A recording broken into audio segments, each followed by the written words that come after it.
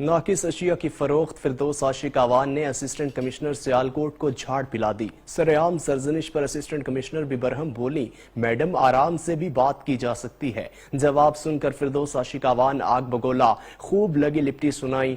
سخت جملوں کا تبادلے پر سونیا صدف ناراض ہو کر چلی گئیں۔